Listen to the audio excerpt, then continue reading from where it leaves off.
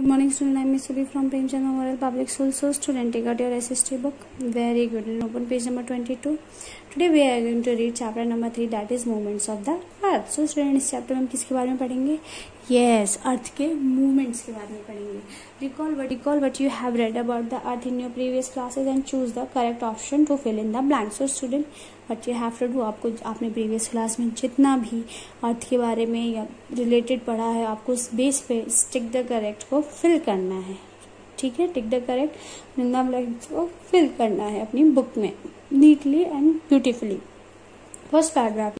You know that the earth moves around the sun, but since our planet is so large, we don't feel its movement.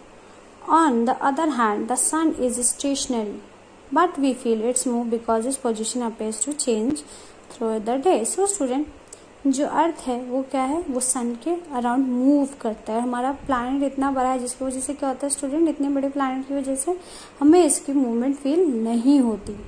We also say that sun rises in the east and sets in the west, but the fact is that sun is stationary and it is due to the movement of the earth that the sun appears to be moving. So student, हम देखते हैं ना सन कहाँ से उगता है, कहाँ से उगता है स्टूडेंट? वेरी गुड, ईस्ट से, और डूबता कहाँ है? वेस्ट में. मगर ऐसा नहीं होता, सन अपनी जगह पे एज इट इज है. क्या होता है स्टूडेंट, हमारा जो अर्थ है, अर्थ वो मूव करता है जिसकी वजह से हमें क्या लगता है कि सन वो क्या है, वो तो डूब गया है. Earth has two movements, rotation and revolution. So student, earth पर के दो मूवमेंट है, क्या बोलते हैं हम? Very good, rotation and revolution.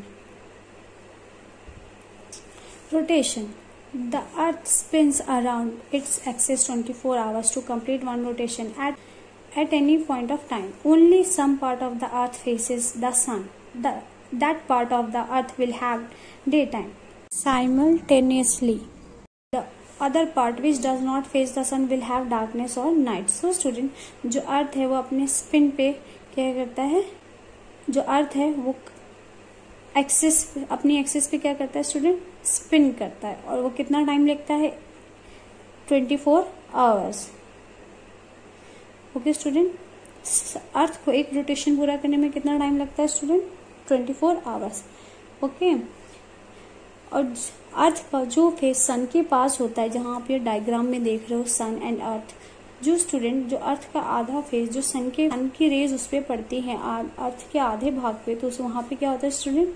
Yes, day. और आधे पे जहाँ पे सन रेज नहीं पड़ती वहां पे कौन सा टाइम हो रहा होता है स्टूडेंट? नाइट का. Okay student, as the earth continues to rotate, the areas that were facing the sun gradually move away and the other which were away from it face the sun. At the end of 12 hours, the situation is completely reversed. The part of the earth that was originally facing the sun will now be facing away from the sun.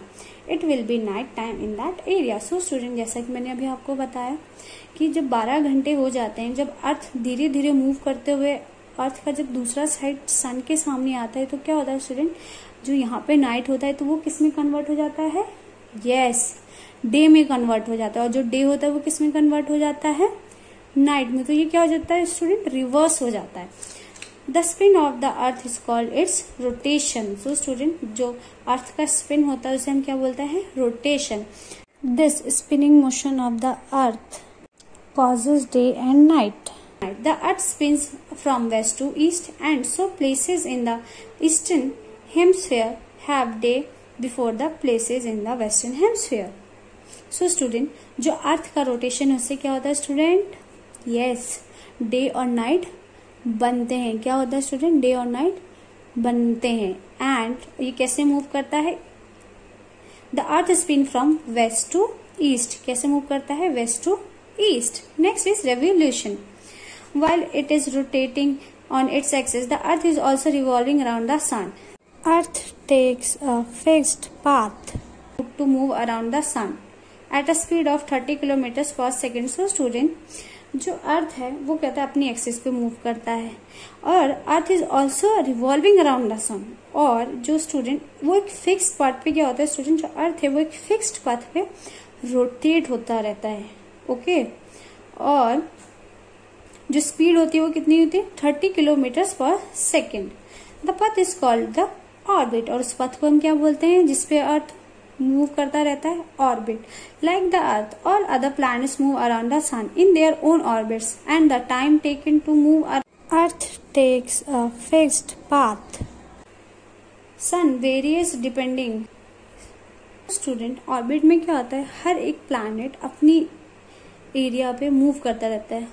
आपने solar system पढ़ा होगा ना last class में, उसमें भी आपने देखा होगा कि सारे प्लैनेट सूरज से एक पर्टिकुलर दूरी पे हैं और वो अपनी ही ऑर्बिट पे क्या करते हैं स्टूडेंट? मूव करते रहते हैं. ओके,